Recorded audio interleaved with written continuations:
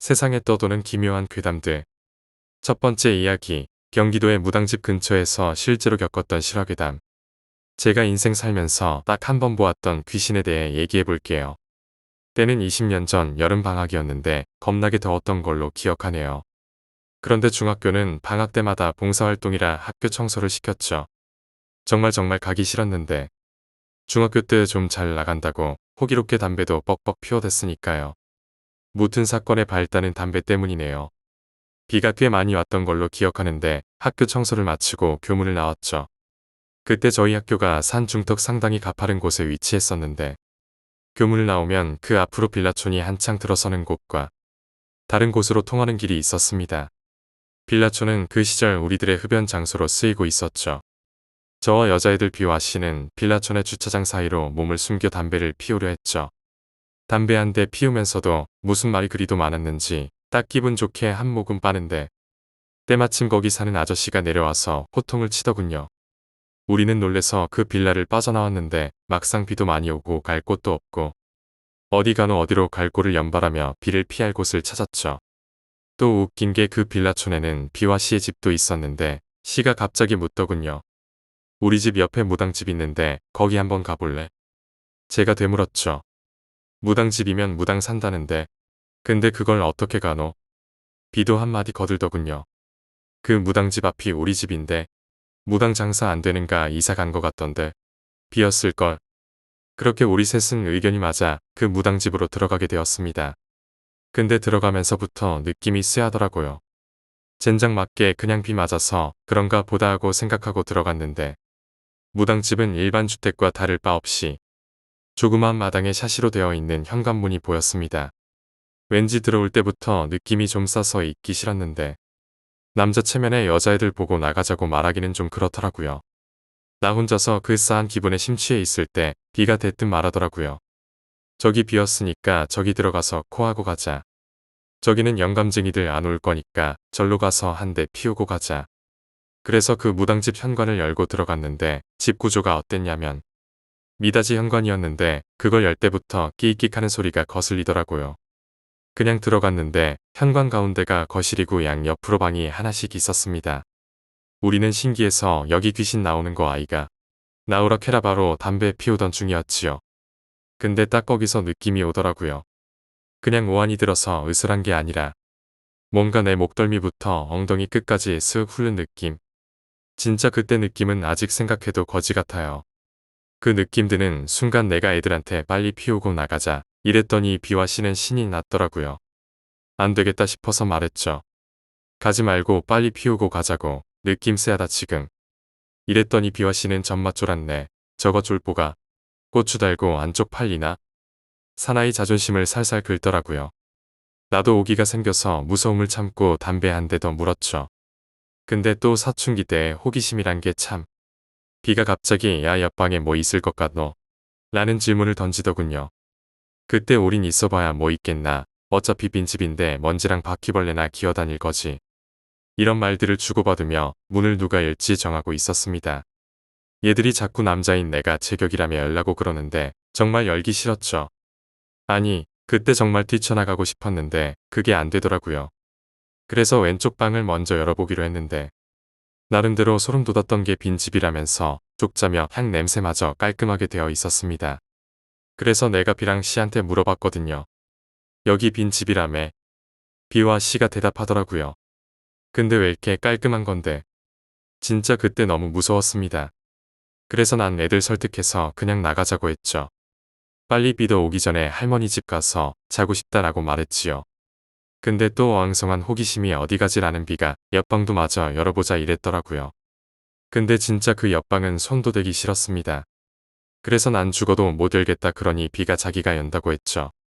B랑 C가 둘이서 문 열고 나는 뒤에서 들어가기로 했는데 진짜 나 거기서 미칠 오줌 싸고 난리 날 뻔했는데 그 방에 뭐가 있었냐면 진짜로 처음에 B랑 C가 들어가고 가만히 있더라고요. 그래서 나도 뭔데 뭐 있나? 이러면서 따라 들어갔는데 진짜 시간이 멈춘 느낌. 그 앞에 뭐가 있었냐면 하얀 옷 입고 쭈그려 앉아있는 여자였는데 가만 보니 방 바닥에다가 칼질을 하고 있더라고요. 근데 이상하게 우리 셋 다 그걸 보고만 있었죠. 몸이 안 움직이는 것도 아니었는데 힘이 들어가지 않았습니다. 그 여자 처음엔 푹푹푹 이렇게 칼질을 했었는데 고개가 우리 쪽으로 스스스 돌더니 그 여자 입가에 씩 미소가 지어지면서 갑자기 미친 듯이 칼질을 하더라고요. 우리는 진짜 뒤도 안 돌아보고 뛰어나왔거든요. 미친 놈들처럼 소리 지르면서 나는 할머니 집이 진짜 전속력으로 뛰어가면 2분도 안 되는 거리여서 진짜 미친 듯이 달려서 개들이 살았나 죽었나 확인할 정신도 없이 할머니한테 가서 횡설수설했습니다. 근데 할머니가 야가 외래 호들갑 떨었었노. 집 무너지겠다. 앉아라. 하시면서 물 한 잔 주셨습니다. 물 먹고 할머니한테 말했지요. 할매, 오늘 학교 청소가 왔다가 무당집 들어갔다가 귀신 봤대이. 이 말 끝나기가 무섭게 할머니가 등짝을 패더군요. 이놈 새끼가 함부로 무당집을 기들어갔었노. 이러시며 제 손을 붙들고 법력이 높은 스님을 찾아갔죠. 할머니가 절에 오래 다니셔서 예민하시더라고요. 절에 가서 그 스님한테 사정을 말씀드리고 귀신 봤다고 하니 일단 부적 하나 써서 태운 다음 저보고 한 모금 마시라 하고 몸에 뿌려주셨더라고요. 그때는 무서움에 시키는 건 다 했죠. 그거 먹고 나서 스님이 부적 하나 써서 주시면서 이건 이 학교 졸업할 때까지 몸에 붙들고 있으라. 버리지 말고. 안 그러면 꼬난다. 하시면서 당부하시더라고요. 아마 그때부터 제가 지갑에 부적을 넣어 다녔고 손에 들고 다니는 게 습관이 돼버리더라고요. 여튼 그렇게 하고 저를 진정시킨 후 스님이 할머니께 말씀드려 그 빈 무당집에 한번 가보자고 하시더라고요. 할머니랑 스님은 그 무당집 다녀오셔서 격앙되게 말씀하시더라고요. 느그 저 재단 있는데도 들어가고 귀신 봤다는 방도 다 들어갔드나 몇 명이서 갔노? 빨리 말 안 할 기가. 이러면서 막 따그치시더라고요. 저는 3명이서 갔다 뭐 이래저래 말씀 다 드렸는데 스님이 같이 간 애들 데리고 내한테 오락해라. 안 그러면 꼬난다. 이렇게 말씀하셨죠. 스님이 말씀하시기를 무당집 터 자체가 원체 흐르는 기가 음하고 센 기가 많다고. 그날따라 비도 많이 왔고 기가 충만하다 못해 터져 나온다고. 저한테 뭐 다른 기분 안 들었냐 그러길래 제가 말했죠. 목덜미부터 아래까지 훑는 기분을 느꼈다고. 스님께서 니는 잘못하면 오늘 살이 낄 뻔했다. 하시더라고요. 정말 무서운데 안 잊혀지는 건 그 스님이 말씀해준 귀신의 인상차기가 제가 본 귀신이랑 똑같더라고요. 그 귀신이 원기가 얼마나 강했으면 느그 같은 얼라든한테 다 보겠노 이라면서 니는 절대로 이런 데 들까지 말라고 그러시더라고요. 스님 말씀으론 우리가 본 그 재상도 우리가 본 그 귀신을 위한 재상이요. 이 집에 살던 무당이 떠난 이유 또한 자기가 다스릴 만한 음기가 아니기에 마지막 재상만 두고 간 거라고. 원래 그 무당집 있는 쪽 라인이 집이 들어서면 안 될 만한 터라고 그러시더라고요. 그때는 진짜 소름 돋았는데 여튼 그 일이 있고 나서 저는 절대로 그쪽 길로는 안 다녔거든요. 할머니 집까지 가는 빠른 길임에도 불구하고 절대 그쪽 길로 안 가고 10분이 더 걸리는 돌아가는 길로 갔죠. 비는 다행히 어머니 아버지가 독실한 기독교 신자거든요. 비도 자신이 겪은 일 부모님께 말씀드려서 교회 목사 전도사 이사들 다 나와서 그 머리에 손 올리고 새벽까지 기도하고 온 집에 찬송 부르고 방학 내내 집에 찬송가만 나왔대요. 근데 난 정말 무서웠던 게 씨는 집에 부모님께 말씀드렸는데 부모님이 헛소리하고 있네. 이 가시나가 이런 식으로 그냥 넘어갔거든. 나 진짜 무서웠던 게 신의 어머니가 바람나서 지랑지 누나랑 아빠 놔두고 야반도주를 한 거죠. 그 덕에 신의 아버지 일 때려지고 알코올 중독으로 있다가 저녁에 걔네 집 계단이 많이 가파랐거든요. 계단 수도 많고 새벽에 그러셔서 아버지도 그렇게 돌아가셨습니다. 결국 씨는 전학 갔는데 서울로 간다는 말만 있었고 그 뒤로 한번 연락 왔다가 그 후에 연락이 안 되더라고요. 진짜 내가 귀신 태어나서 한번 봤는데 귀신은 있나 싶더라고요. 거의 한번 안 눌리는 난데 우리 셋 다 본 귀신이 똑같고 같이 겪은 일인데 후에 생긴 일은 소름 돋더라고요. 귀신을 그대로 붙여 놔둔 결과라 그래야 되나? 내 부적 어떻게 됐냐고요? 졸업식하고 다음날 스님 찾아가서 지갑에 부적 꺼냈는데 시꺼멓게 되어 있더라고요. 그거 보고 또 한 번 소름. 결국 그 부적 스님이 태워서 없애주시고 지금까지 잘 살고 있어요. 근데 무서운 건 이 얘기할 때마다 그때 그 귀신 꿈을 꾸거든요. 절대 빈집이나 특히 무당집 비었다고 들어가지 마요. 두 번째 이야기, 증언. 저희 비행기가 출발할 때였어요. 저희 비행기는 아주 작은 12인승의 경비행기여서 이착륙 시 진동과 소음이 크다는 게 단점이죠. 이륙할 때 진동 때문에 기체가 많이 흔들리고 있었는데 제 앞에 앉아있던 신혼부부가 눈에 들어오더군요. 그 부부는 갓난 아이를 안고 있었어요. 그것까지는 아주 평범한 일이었죠. 하지만 그 아이는 깊게 잠들고 있었는지 그 심한 소음과 진동에도 깨지 않았어요. 의심은 그때부터 시작됐죠. 제 의심이 더욱 깊어진 건 그때부터였어요. 비행기가 작다 보니 진동과 소음이 크다고요. 그런데 아기는 한 번도 깨지 않았어요. 저는 걱정이 돼서 담요를 들고 그 부부에게로 갔죠. 아기가 아파 보인다고 말하고 담요를 주었는데 그 부부는 아무렇지도 않게 감사하다며 담요를 받았어요. 그 부부 중 어머니가 아기를 안고 있었는데 담요를 두를 때 아기 팔이 살짝 삐져나와 있었어요. 그런데 기체가 기류를 만나 흔들린 순간 아기의 팔이 죽은 사람의 팔처럼 축 늘어졌어요. 그걸 보고 기겁한 저는 바로 부기장에게 알렸어요. 어떤 부부가 갓난 아기를 안고 있는데 그 아기가 죽은 것 같아요. 그러자 부기장이 자세히 살펴보고 오라는 오더를 내려서 저는 어쩔 수 없이 자리로 돌아왔죠. 경비행기는 스튜어디스가 한 명밖에 못 타는 건 알고 계시죠? 저는 너무 무서웠어요. 저는 이 사실을 그 부부에게 들킬까봐 내색하지 않고 그 부부에게 다가가서 말했어요. 아기가 많이 아픈 것 같아요. 필요하면 열이라도 재드리겠어요. 그 말을 하면서 아기의 이마에 손을 가져다 댔는데 너무 차가웠어요. 저는 이때 아기가 죽었다고 확신했어요. 이마가 너무 차가워 깜짝 놀란 저는 뒷걸음질을 치면서 부부의 눈을 보았죠. 부부의 눈은 침착한 눈빛이었어요. 자신들의 아기가 죽었는데도 말이죠. 저는 기지를 발휘해 아기가 많이 아프면 공항에 의료진을 배치할 수 있다고 말했어요. 그러자 그 부부는 손사래를 치며 그럴 필요 없다고 저에게 너스레를 떨며 얘기했어요. 그러곤 자장가를 불러주는데 아직도 소름이 끼쳐요. 어쨌든 저는 즉각 부기장에게 보고를 했고 부기장이 경찰에 신고를 했던 거예요. 이게 끝이에요, 형사님. 애기 배에 수술한 것 같은 흔적이요. 배에 그런 흔적은 못 봤어요. 멕시코의 한 부부가 자신들의 아기의 장기를 제거한 후 포장된 코카인을 넣어 미국으로 밀입국을 시도하던 중 부기장의 신고의 덜미가 잡혀 미국의 공항에서 체포되었다. 그 당시 스튜어디스의 증언이다. 세 번째 이야기, 15년 전의 이야기. 때는 군 전역 후 23살이 되었을 무렵입니다. 저의 아버지는 한국전쟁 이전 출생으로 제 또래의 아버지들에 비해 나이가 많으십니다. 때문에 제가 군에서 전역할 무렵 벌써 환갑이 지나셨고 사업 일선에서 은퇴하시어 충청도 아산으로 이사하여 자리를 잡게 되었습니다. 저는 군에서 막 전역한 혈기의 왕성한 20대였고 태어나고 자란 경기도를 벗어나 낯선 시골 환경에서 무료함을 견딜 길이 없었습니다. 흔히 번화가라 불리는 천안 터미널 근처에 가려면 버스로 1시간 넘게 걸렸고 그 버스마저도 배차 간격이 1시간가량이나 되었습니다. 친구도 몇 없던 저는 집에서 몇 달을 허투루 보내자 미치기 일보 직전이었고 정말이지 제2의 사춘기가 온 것 같더군요.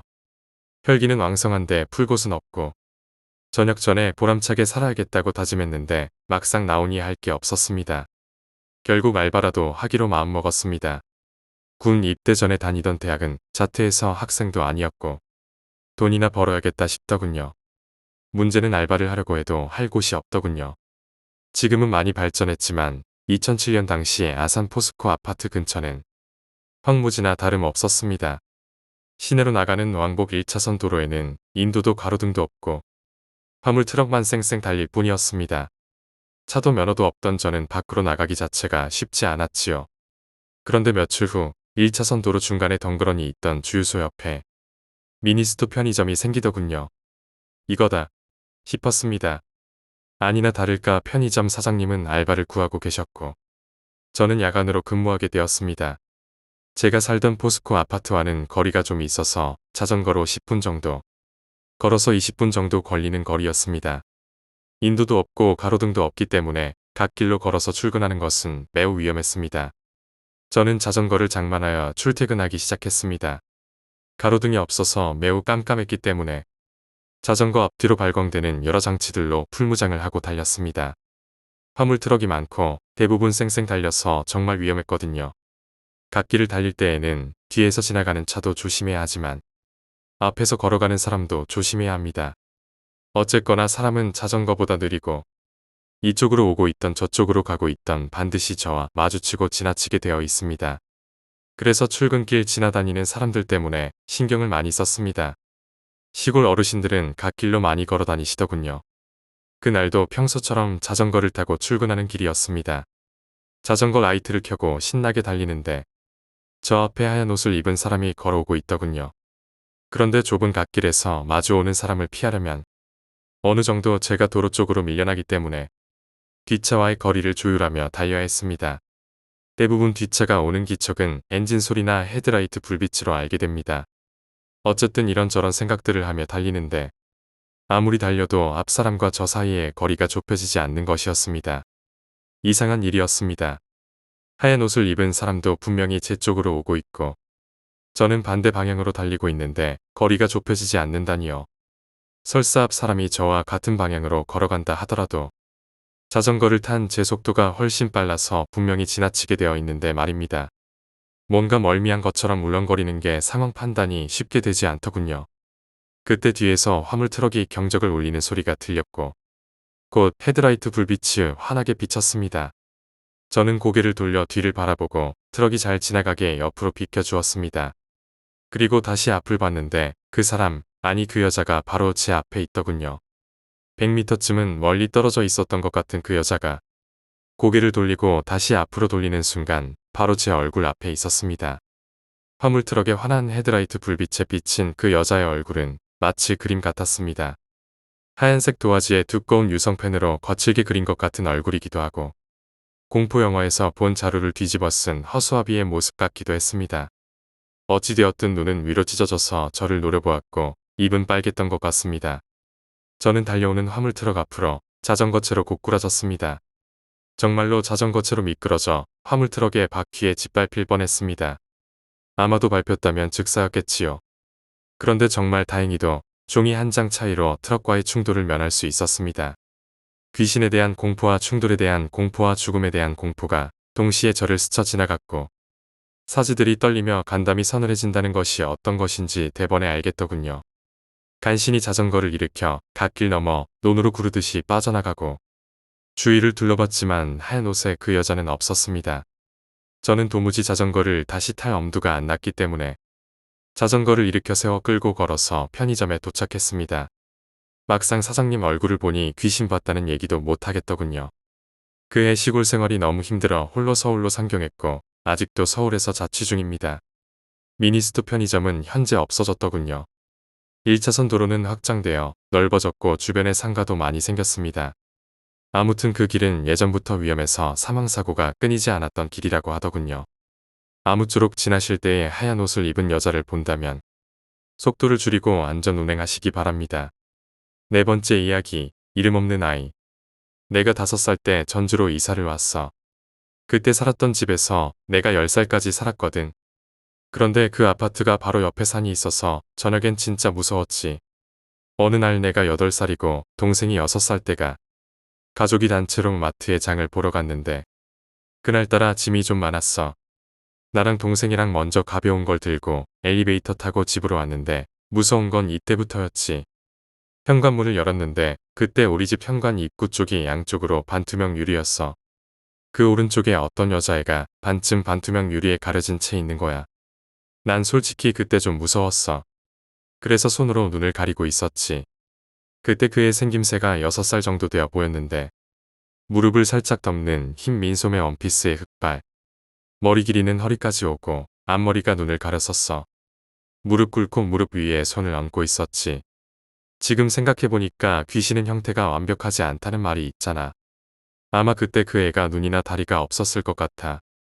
본론으로 들어와서 내가 눈을 가리고 있는 상태로 진짜 바보 같은 게 손으로 얼굴은 덮고 있는데 눈은 살짝 보이게 손을 벌린. 그렇게 한 상태로 겁나 작게 너 누구야? 이랬어. 나 이때 진짜 멍청했던 듯. 근데 당연하게 그 애는 말을 안 했지. 내가 이러는 사이 동생이란 애는 불안하고 졸리다고 자더라. 난 현관에 서 있고 내가 걔한테 또 물어봤어. 너 누군데 여기 있어?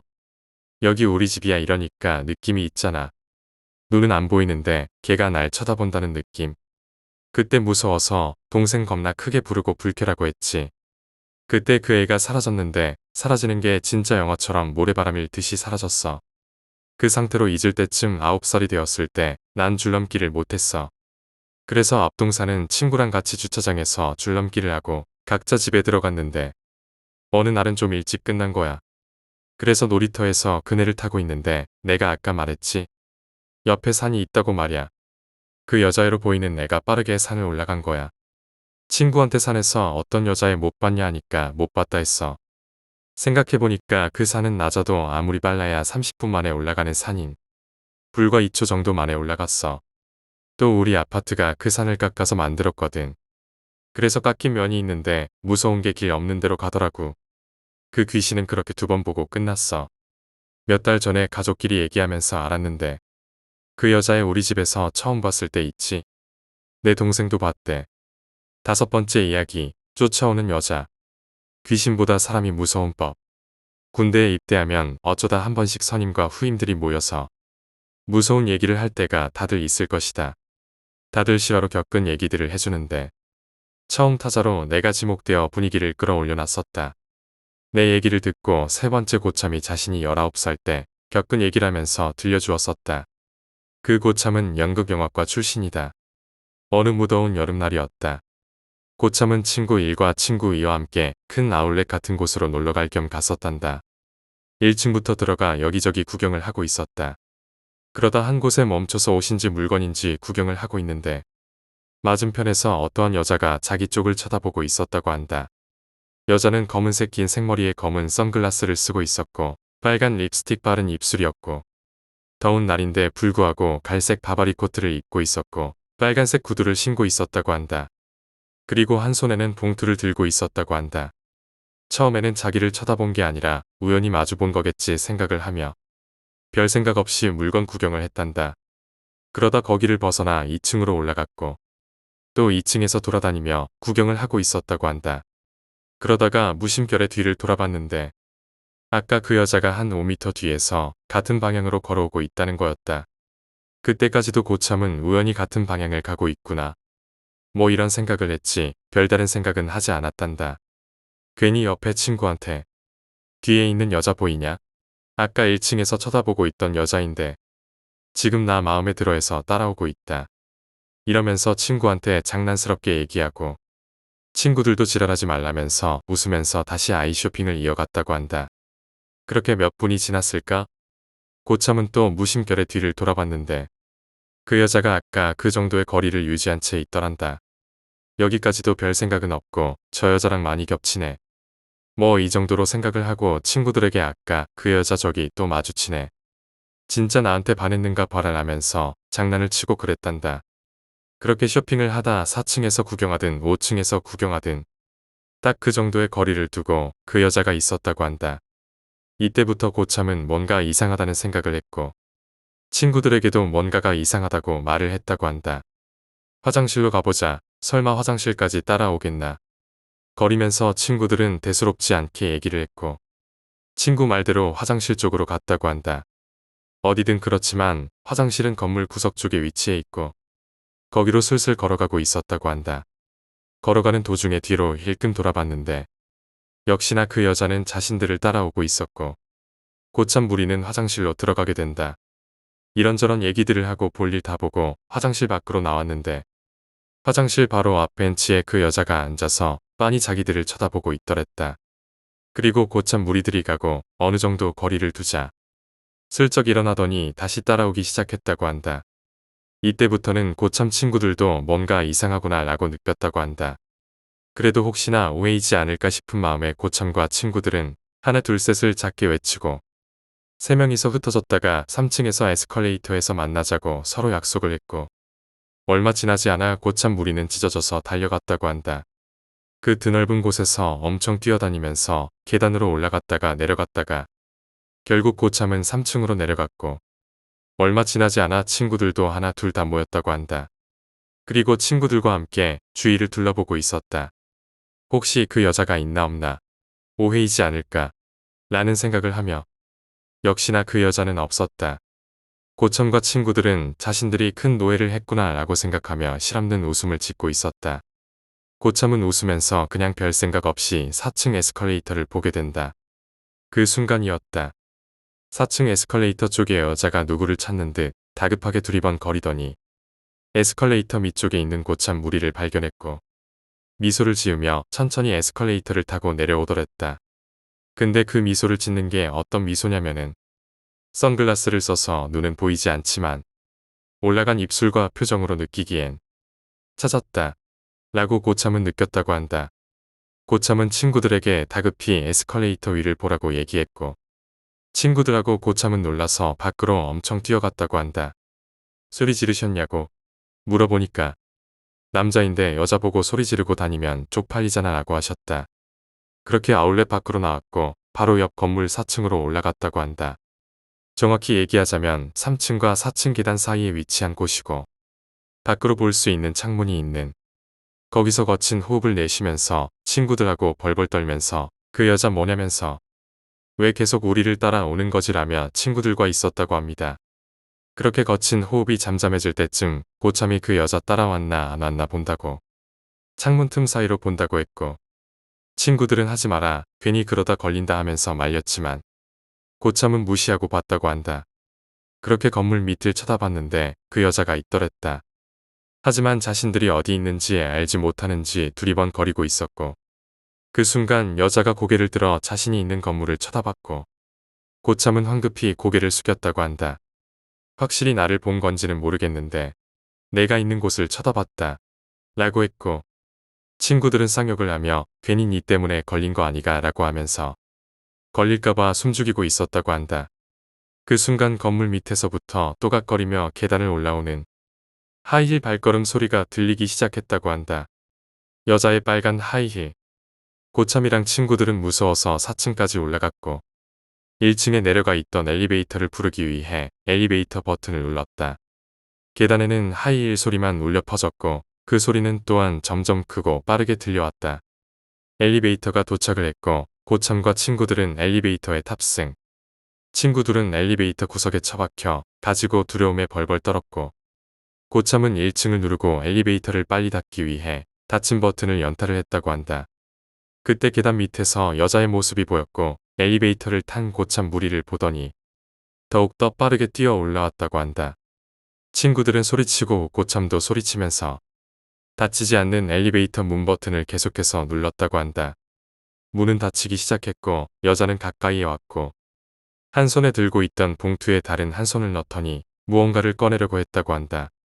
고참은 문이 닫히기 전까지 소리치며 그 여자를 주시를 했고 문은 닫혔다. 그리고 엘리베이터는 내려간다. 엘리베이터 안에서 친구들하고 고참은 1층에 내려가서 문이 열려 있는데 그 여자면 어떡하지라며 두려움에 휩싸여 있었다고 한다. 그 봉투 안에 뭐가 들었을까? 칼인가? 라고 하면서 두려움에 떨고 있었고 패닉에 빠진 친구들을 다독였다. 문이 열렸을 때 그 여자가 있으면 3명이서 킥을 날리고 도망가자고 합의를 봤다고 한다. 그리고 얼마 지나지 않아 1층에 도착을 했고 문은 열렸다. 다행히 앞에는 그 여자는 없었고 고참 무리는 엄청난 속도로 뛰어서 건물에서 벗어났고 지하철로 뛰어들어가 지하철에 탑승한 뒤 주위를 둘러보고 그 여자가 없음을 확인한 후에 한시름을 놓았다고 한다. 도대체 그 여자는 뭐였을까? 그 봉투 안에 든 건 뭐였을까? 도대체 왜 우리를 따라왔을까? 뭐 이런저런 얘기들을 하다가 남자 3명이서 여자 1명에게 쫓겨가지고 무서워서 도망친 자신들을 보고 한탄을 했다고 한다. 6번째 이야기, 한밤중에 귀신을 보았다. 올해 대학교 2학년이 되었습니다. 거의 3주 정도 되었군요. 저는 학교를 애매하게 멀리 있는 곳에 가게 되어 전철로 통학을 하고 있습니다. 하지만 솔직히 사람 많은 전철을 매일 타야 하는 게 너무 싫었습니다. 그래서 통학용으로 그럭저럭 쓸만한 중고 바이크를 저렴한 가격에 구매했죠. 전 주인은 점화계통에 문제가 있다며 바로 그 자리에서 돈을 깎아주셨습니다. 아르바이트를 하고 있지만 지출이 있던 저로서는 고마운 상황이었죠. 바이크를 구매하고 바로 수리점을 찾아갔습니다. 그리고 여기저기 손을 좀 봤죠. 평소에 바이크나 자동차가 있는 사람들을 부러워하고 있던 저에겐 꿈만 같은 일이었습니다. 이게 5달 전쯤의 일입니다. 그 후로 일종의 습관 같은 게 생겼습니다. 밤 9시가 되면 어김없이 바이크를 타고 거리에 있는 동네에서 30분 정도 바이크를 실컷 타다 들어오는 거였죠. 그 동네는 오래전에 문을 닫은 철물점이나 공업사 같은 게 늘어서 있는 매우 긴 직선도로가 있었거든요. 그 건너편에는 더 이상 사용하지 않는 철도가 있었습니다.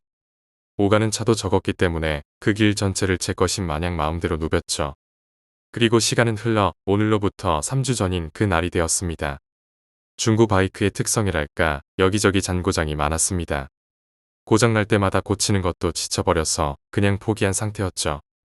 특히 연료 게이지가 맛이 간 상태였는데 연료 잔량을 대충 계산하고 다녔기에 별 신경을 안 썼습니다. 그날도 어김없이 바이크를 끌고 30분 거리의 동네로 나갔습니다. 1시간쯤 탔을까요? 그날따라 유난히 피곤했습니다. 잠시 바이크에서 내려서 가져온 음료를 조금 마신 후 1시간 정도만 더 타다가 집으로 가기로 했죠.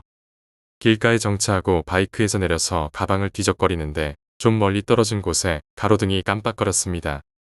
원래 좀 오래된 동네라 수명이 다 했나 보다 하고 음료를 꺼내어 들었습니다. 가로등은 계속 깜빡거렸고 저는 그곳에 눈을 두고 있었습니다. 그런데 이상한 게 보였습니다. 불이 꺼질 때 이상한 흰 덩어리랄까 오래된 흰 옷감 느낌의 무언가가 잠깐 보였다가 사라졌습니다. 차를 잘못 본 건가 싶어 계속 지켜봤습니다. 자세히 보니 머리카락 같은 게 붙어 있더군요. 등골이 오싹해졌습니다. 마치 괴담 속에 제가 들어가 있는 것 같은 기분이었거든요. 그렇게 느낀 순간 가로등이 또다시 깜빡였는데 그 흰 것이 안 보이더군요. 순간 도망치자는 생각만 들었습니다. 가방도 제대로 안 닫고 무작정 가장 가까운 대로로 달리기 시작했습니다. 가방에서 필통이 떨어지고 아까 마시던 음료수가 떨어지고 담배도 떨어졌습니다. 주울 생각도 못하고 신발이 벗겨졌는데도 그대로 대로로 달려 편의점에 들어갔습니다. 편의점 아르바이트생이 이상한 눈으로 쳐다보든 말든 일단 살았다는 생각에 다리에 힘이 쫙 풀렸습니다. 그대로 편의점 의자에 주저앉았죠. 어느 정도 정신을 차리고 나서 가방 안에 뭐가 없어졌는지 확인하려고 했습니다. 그런데 가방 천이 뭔가 손 같은 것에 강하게 당겨진 듯한 모양을 하고 있었습니다. 애써 무시하고 뭐가 없어졌는지 확인한 후 새벽이 되어 하늘이 약간 밝아질 때까지 계속 편의점에 있었습니다. 해가 뜨자 이제는 가도 될 거라는 생각에 왔던 길을 되돌아갔습니다. 담배, 음료수, 필통 등이 줄줄이 떨어져 있었습니다. 주섬주섬 떨어진 물건들을 챙겨 가방에 넣고 바이크로 걸어갔습니다. 바이크는 세워둔 그대로였지만 연료통에 도색이 길게 벗겨져 있었습니다. 마치 누군가 손톱을 세운 채 바이크를 마구 긁은 것처럼 말입니다. 그 이후로는 밤에 바이크 타러 나가는 것을 그만두게 되었습니다. 통학은 계속 바이크로 하고 있지만요. 7번째 이야기, 군부대의 고문관들. 내가 처음 간 부대는 12사 GOP 부대로 4,000계단으로 유명해서 다큐에도 자주 나오고 겨울이면 우리나라 최저체감 온도로 뉴스에서도 취재 올 정도로 생활 자체가 고역인 곳이었다.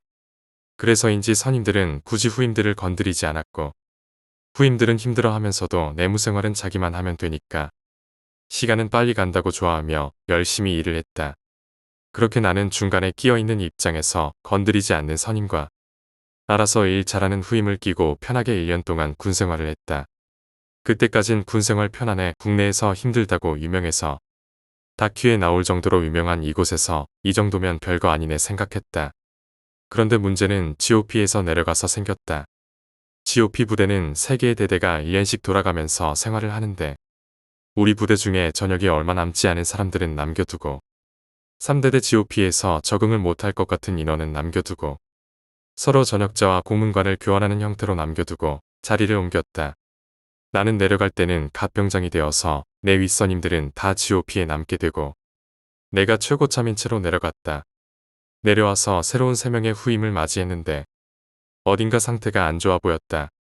일병 A는 다리에 박은 철심이 밖으로 튀어나와 있었고 상병 B는 햇빛 알레르기가 있다며 도서관 관리병이라고 했다. 마지막 일병 C는 초점이 맞지 않는 시선으로 허공을 바라보며 이름을 부르면 어눌한 목소리로 관등 성명을 했다. 진짜 상태가 안 좋긴 안 좋네라고 생각했다. 그러다 GOP 철수 기념식 때 삼겹살과 막걸리 파티를 하고 있을 때였다. 우리는 새로 만난 아이들의 자기소개를 듣고 있었는데 일병 A는 원래 왼쪽 관절이 안 좋아서 당연히 군대를 가지 않을 줄 알았는데 오게 되었고 훈련소 행군 때 무릎이 완전히 나가 철심을 박은 채 국궁병원에 다니며 재활을 하고 있다고 했다. 나는 그때 원빈이 십자인데 파열로 군대에서 의가사 전역한 걸 알랐기에 이해가 되지 않았다. 그리고 햇빛 알레르기가 있는 친구는 국내에서는 100명이 채 안 되는 희귀병이라 그에 대한 군법이 없어서 따로 신검을 받을 때 2급을 받고 오게 되었다고 했다. 그리고 마지막 신병씨가 보이지 않아 내가 찾으러 갔을 때 생활관에서 내 맞추임인 상병이 목포를 두르고 있는 신병씨를 보며 소리치고 있었다. 이 새끼야 나오라고 하잖아. 나는 그때까지 후임에게 욕을 한 적도 없었고 선임에게도 욕을 해본 적이 없었기 때문에 내 맞추임의 욕에 깜짝 놀라 멍하니 상황을 보고 있었다. 안 돼. 나 신발이 없어서 못 나가. 신병씨는 침대에서 목포를 말고 신발이 없어서 못 나간다고 소리치고 있었다. 네 밑에 신발 있잖아. 신고 나오라고. 그러자 씨는 말했다. 아니라고. 신발이 없어서 못 나간다고. 나는 그 당시 너무 황당한 상황에 아무 말도 하지 못하고 멍하게 그 상황을 볼 수밖에 없었다. 계속해서 신발이 없어서 못 나간다는 후임의 맞추임은 나를 발견하곤 담배를 피러 나갔다. 야, 씨야 왜 그래? 밖에 삼겹살 거의 다 먹어가 한 점이라도 해야지. 술 한 잔도 하고. 병장님, 저 진짜 못 나갑니다. 나가면 죽습니다. 나는 더 이상 겁이 나서 아무 말도 하지 못하고 담배를 피는 맞추임에게 다가가 담배를 얻어피며 물었다. 쟤 왜 저러냐? 모르겠습니다. 같이 막걸리를 나르다가 갑자기 내 팽겨치더니 침대 위로 올라가 절었습니다. 나는 그때 정말 귀신을 보는 애인가? 여러 가지 생각을 했는데 전역할 때까지 느낀 건 A, B, C 모두 사람이 나쁜 건 아니지만 절대 군대에 오면 안 되는 애들이었다. 요즘 군대에 대한 인식이 안 좋아지면서 뺄 수 있으면 빼야지. 잘 뛰어다니는 연예인이 공익 간 게 뭐가 나빠 이유가 있나 보지 않은 사람들을 보면 그때 생각이 나서 내가 좋아하는 연예인이라도 감쌀 수가 없게 된다. 일상생활이 불가능한 애들도 군대에 오는데 일반인보다 훨씬 더 좋은 몸을 가지고 군대에 안 오는 것. 그 사람들 때문에 와야 했던 건 아닐까? 8번째 이야기, 섬뜩했던 여자.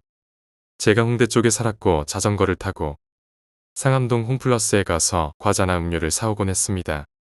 연남동 철길이 지금은 공원화됐는데 그 길을 따라가서 모래내 시냇가부터 자전거 도로를 따라서 상암동까지 갔다 오곤 했죠. 시기가 많이 추워서 사람이 없던 걸로 기억되는 기억에 대충 겨울이었던 것 같은데 머리 위로 가로질러 다리가 지나가는 길 중간이었는데 다리 밑으로 의자가 있고 사람이 쉴 수 있는 공간이 있었죠. 지금은 운동기구와 새똥천지지만 합정에서 마포구청역 쪽으로 가면 도로가 모래내를 위로 가로지르는데 아마 그 밑쯤 되리라 생각됩니다. 홈플러스 갔다가 집에 오는 길에 왼쪽을 보니 그 다리 밑에 의자 있는 곳에 웬 여자로 보이는 사람이 그 추운 날 앉아 있더군요. 제가 헷갈리는 건 그 사람이 머리도 길고 옷도 죄다 검은 옷에 검은 치마에 캐리어, 검은 캐리어 같이 짐을 가지고 있던 걸로 기억이 돼서 참 이상한 사람이네 이러면서 지나왔던 기억이 나는데 순간 너무 전체를 검은 옷으로 입고 머리도 너무 길고 얼굴도 제대로 볼 수가 없어서 이 사람이 뭔가 궁금하더군요. 근데 다시 보러 가보자니 순간 용기가 안 나서 그냥 집에 왔는데 그 자전거 길을 밤이었고 춥긴 했어도 누군가 가면서 보긴 했을 것 같은데 과연 저처럼 보신 분이 있는지 궁금하네요. 겨울에 해도 빨리 지는데 올 블랙에 머리도 길게 늘어뜨린 채 그 추운 날 밖에서 사람이 잘 수 있나 의문이 들어서 아직도 그 사람이 왜 그랬는지 이해가 잘 안 가네요. 겨울에 밤이 되면 그 자전거 도로는 등을 별로 켜놓지 않습니다. 어두컴컴한데 실루엣으로 올 블랙으로 옷을 입은 머리 길어 보이는 여자분을 봤을 때 추워서 저러고 노숙은 안 될 텐데 하는 생각과 잠시 후 사람 만나 하는 생각이 거의 동시에 들 때 좀 섬뜩했네요. 참고로 여름에는 거기서 누워서 자는 분도 가끔 봤는데 겨울에 등도 안 켜졌는데 추워서 자전거 타는 사람이 아주 드물었죠. 여자 홀로 올 블랙으로 옷 입고 있던 분이 있다는 게 좀 이해가 안 가서 내가 뭘 본 건가 의문이 들기도 하고 누군가 저처럼 보신 분이 있으면 경험담 좀 부탁드려요. 살아가면서 귀신 본 적은 없는데 진짜 그날은 왠지 다시 돌아가서 확인하면 안 될 것 같은 느낌이 들어서 그냥 블랙룩 좋아하는 외국인이 놀러왔다가 쉴 곳 없어서 거기 내려와서 쉰 거라면 어이없긴 하겠네요.